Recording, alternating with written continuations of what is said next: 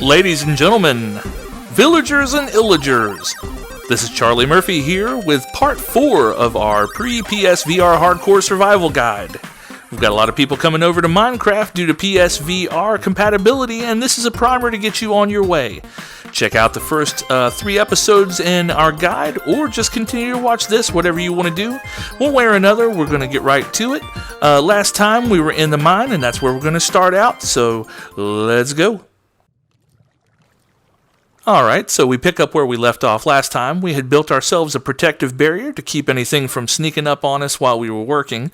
We're finishing smelting the rest of our iron ingots, which we're going to use to fashion into some new and upgraded materials. Some new and upgraded weapons and tools, and also we're going to fashion some armor, and I'll show you how to do that and tell you about how armor works. This is going to be a much shorter video than last time. That's because we're just finishing up what we were doing last time down here in the mine. I've still got quite a few things to teach you and to show you, and then we'll finish up what we're doing here. After this, we'll be working on some. I've got a lot of really cool things to show you guys in the next video, and we'll get to that one very quickly. But for the meantime, in the meantime, we're going to finish up here. You see, our iron is about finished smelting, and we're going to pack that up, and we'll work from here. So we can go ahead and take that coal away. Once that fire symbol is lit, that means the piece of fuel that you had put in there is actively being used. So we're done here, but that fire is still running. If you had anything else, like some raw meat or anything that you needed to cook, you could cook it without anything in the fuel slot because it's still running. But we're done, so we're going to go ahead and pick it up. It's not really that wasteful. We've got plenty of coal left. Took that down, but actually let me keep that up, because like I said, anywhere that there is pitch blackness or near pitch blackness, anywhere that it's really dark, is the possibility for an enemy to spawn. So we don't want to leave that possibility, especially this close to where we're working and doing our thing. So we'll go ahead and take this down. Blocks are in no short supply here, but there's no reason in not just taking the ones that we were using with us. So I'm going to go in here. One of the first things I'm going to do is take out my crafting table. I'm going to put this here, and we are going to go ahead and craft some stuff out of our iron. So of course we're going to take our iron first, and if you make an upside down U shape like this, you actually make a pair of leggings. And of course, to put those on, we go over to them and press the triangle button, and it'll pop those right on, just like before. You can see on our little model there, we've got our paint on now. So we'll go here, and now if you make an upside down U, but only halfway, it is going to make a helmet. See, kind of like a helmet shape, kind of like the pants were like a pants shape. And so we hit triangle to pop those right on, and guess how we make shoes? We make shoes pretty much the exact same way that we made the pants and the helmet. We'll put 2 ingots on the left side, 2 on the right side, and there's a pair of boots.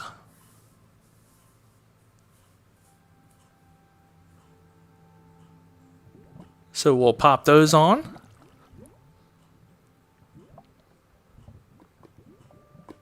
Now if we make an upside down U shape, oh, that's the wrong one. That actually makes a minecart. If we make the upside down, like the V shape, we're going to make an iron bucket. And I'll show you what we're going to do with that here in just a second. So for the time being, we're going to go ahead and take up the table, our crafting table, and let's see here, I'll back out so that you can see. Now we have a full set of iron armor, and not only does it look cool, but if you look here, you can see our pips. It's 7.5 points. Each of those does 8% damage reduction, so that gives us a total of 60% damage reduction, which is completely invaluable, especially when you're this deep, especially if you saw the last episode, how often you get attacked when you're in mines. And like I said, any protection is better than none, but a full set of iron armor is really going to give us a better chance of making it out of here alive. So now we're going to take, and we've made ourselves an iron sword, the same way we make any other sword, except we're using iron for our material instead of stone. And we're just going to go over here and bloop, let's get rid of that. Like I said, anything that falls into lava is immediately destroyed, so we want to be certainly careful around the lava. We're going to keep a healthy distance before we do that. So we've tossed away our stone tools. I've kept one stone pickaxe because pickaxes, you go through them pretty quick down in a mine, and I might as well keep one of them. We've already got one iron pickaxe. I'm going to make us another, so we've got 2 iron pickaxes and a stone pickaxe. So that should get us through the rest of the time we're down here, if not more so. Also, I'm going to do this. This is a cool little technique. If you hold down the X button while you're on the grid, you can evenly spread your whole stack. So what I'm doing is, to consolidate our iron ingots, I'm turning them into iron blocks. You can do this with almost any of your materials, like iron, gold, even coal and diamonds. If you make a full grid of it, it makes one block, and you can use that to save up your storage space, because each one block is worth 9 ingots, and so the stacks only go up to 64. So if you've got 64 stacks of iron block, that's 576 iron ingots. And so, of course, that would be ridiculous to try to keep all of that in stacks of 64. So it just helps keep things tidy. So now what we're going to do with our last ingot that we have that was the odd man out, we'll just make an iron shovel.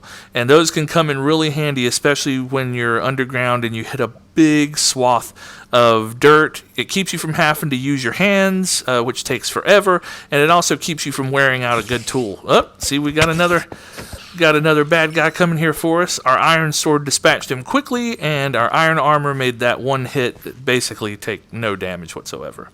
So let's go ahead and we'll throw those stupid boots away because we don't need those anymore. And we're going to pick up our crafting table.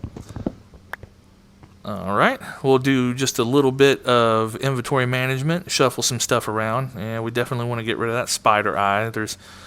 Make sure nothing's coming. No reason to keep spider eye. It's something that you would use pretty much exclusively for potion making, and we're nowhere near that right now.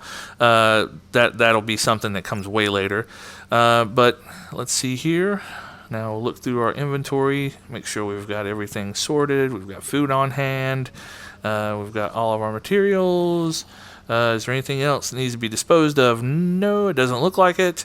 We've got our iron bucket, and now I can actually show you what that's used for. So first, let me just check and make sure we don't have anything coming, because we're going to be getting close to this water. Now, the way water works in Minecraft, as well as lava, any of the fluids... yeah, I knew it. Oh, we got 2. Jesus. Oh, we were a little bit too close for that one. Back up, back up, back up. And hit, and back up, back up, back up. And run in, hit. And we got rid of him without another explosion. Like I said, that armor's invaluable. That could have been way worse than it was. But we took care of them. But anyway, back to what I was saying. Liquids work really weird in Minecraft. Liquids come from a source block, which is placed like any other block in Minecraft. This water here is intangible. It has a physical effect on you, but you can't pick it up or manipulate it other than placing blocks in its path. What we're doing is we're removing the source block. And as you see there, by removing the source block with the bucket, we've gotten rid of all of the water. And now we can take that bucket of water, and we can place that source block. You have to place it against a surface like you do any other block. And as you see there, it spreads out, and then we can pick it back up. Anytime water hits standing lava, it creates obsidian, which is that black material you see. Now, if it hits flowing lava, it creates cobblestone, which can be used to your advantage, which is a neat trick that I'll show you sometime later. But for right now, what we're going to do, though, is since we found that water, we're actually going to use that water as a tool to douse some of this lava and significantly increase our chances of not falling into lava, which is always a good thing. Okay, we'll go over, let's see. We don't really have any reason to go back in that direction. I just want to make really good and sure that nothing's coming for us before we start heading over this way. It looks like we got a creeper over here, and I don't like him being there. I mean, I know he's not hurting us because he's not stupid enough to jump into the lava. But I definitely want to dispatch him before we continue in case he tries to find another way around to get to us once we go and get busy. So luckily I can, if I'm being very careful, which you notice I'm crouched up in the upper left corner of the screen. I've doused that, and we took care of him. Now, pretty much after that, I just... Oh, no. See... All right, I believe that we are pretty much being told to get out of here. So I did a little bit more exploring, doused some more of that. What I was looking for was some stuff like this. We got some redstone, which of course has to be mined with an iron pickaxe. If you try to do it with stone or wood, it will just disintegrate when you hit it. You see there we had some waterfall and part of the mine. I stopped and picked up some of this coal and stuff like that. But really, this deep in the mine, I looked around a little bit and did some exploring. Tried to find.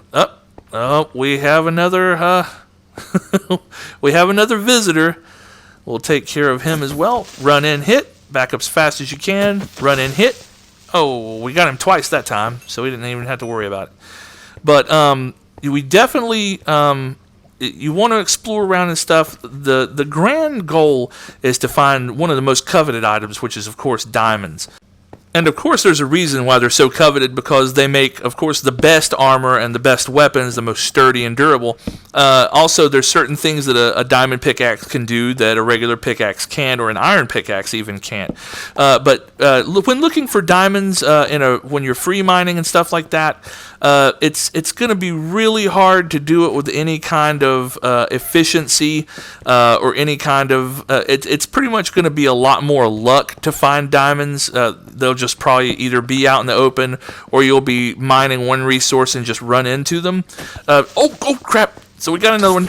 Hit. Back up. Oh God. Oh no. Oh. Get the skeleton. Get him. Oh, now we got to deal with you. Oh, okay. Yeah, we are definitely being told to get out of here. So, but anyway, when free mining is really good with coming up with a lot of resources. Don't get me wrong, and it's really fun to explore and see all these cool, intricate cave systems that are just randomly generated and stuff like that. So, free mining is definitely an awesome thing to do, and I definitely suggest doing it when you're prepared for it, and make sure you're prepared and you have the right materials.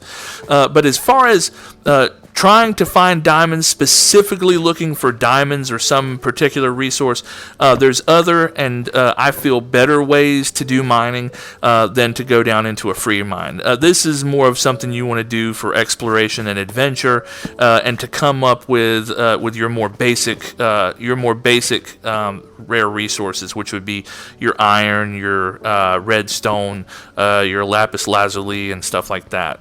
Now, like I said from before, because we have kept our torches all along the left side, we know exactly which way to go out now. We know all of our torches are on the left, so we are going in the right direction. We are heading out of the mine, even if, because after you go so deep, stuff starts to look very similar.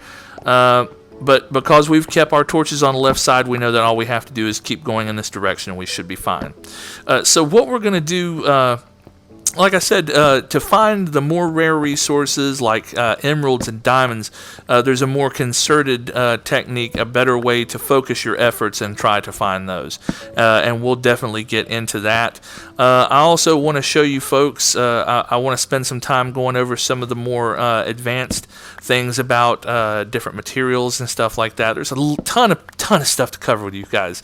One thing that a lot of people do is they don't give Minecraft as much credit as it really deserves as far as a game goes. Because it is a game that children really enjoy, everybody thinks, Minecraft, that's kid stuff. Minecraft is miles deep and miles wide as far as an experience goes. There's after so many years of being around and just being constantly updated. As you can see, we've made it to the outside of the mine, so we're pretty much on the home stretch now. But like I was saying, after so many years of dedication and constant updates and upgrades and additions and tweaks and stuff like that, there's so many small systems in this game that to learn them all really takes a long time. And I mean, there's still stuff about this game that I learn from time to time. And I've been playing Minecraft since it was in beta on PC. and I love the console version because I prefer. I love, I like PC games, and I was a PC gamer for a long time. But there's something about the console experience, not having to worry about compatibility issues and all those things that I really enjoy. And the fact that Minecraft is now a console game and a console staple really makes me happy. But like I said, there's so many things to get into. There's so much to Minecraft, and it's such a rich experience. And it's one where you can follow the through line of the game, or you can just create in creative mode. There's just so many things to enjoy about this game, and the fact that there's so many more people that are going to be getting to experience it for the first time because it's coming to PSVR just makes me really happy. And that's one of the reasons I love doing this. I love doing these tutorials. I like doing this tutorial series because I'm so glad to be sharing Minecraft with new people and newcomers. And hopefully you will continue to go with me on this journey as I try to teach you guys more of what I know and the things that I know about Minecraft, and just make this a fun and rich experience for you, and you can enjoy it just like I have for so long. We've gotten back to the village. We're going to stand under here and get out of the rain. I'm going to wave goodbye to you folks. We're going to go ahead and call it here, but next time I come back, we're going to go deeper into mining, except this time we are going to be doing manual mining. We're going to be building a mine of our own and doing that in an organized fashion, and I'm going to show you all how to do it, and we'll see you next time. Thanks for watching this video, and if you haven't yet, please consider subscribing to my channel. It would help a lot. I thank you all very much.